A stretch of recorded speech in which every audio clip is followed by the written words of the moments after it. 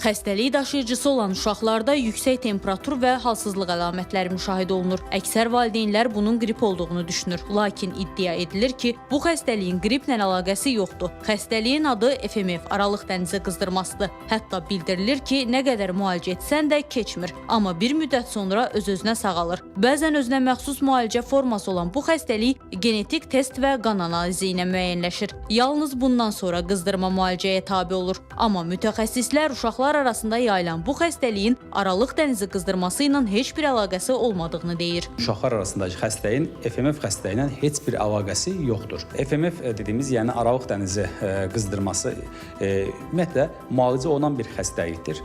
Burada əslində istifadə olunan dərman preparatı ömrün sonuna qədər bu xəstələr qəbul edirlər. Amma bir kurs, 2 kurs müalicə verdim, tamam xəstəlik məndən keçdi, getdi, bir daha olmayacaq deyə bir şey yoxdur. Bu xəstəliyin ən böyük problemlərindən biri nədir? Böyrək zədələnməsi. Amyloidoz dediyimiz xəstəliklə ağırlaşa bilər ki, bu FMF xəstəliyi, aralıq dənizi qızdırması və bu qızdırma da böyrəyi zədələyərək böyrək çatışmazlığına qədər gətirib çıxarda bilər.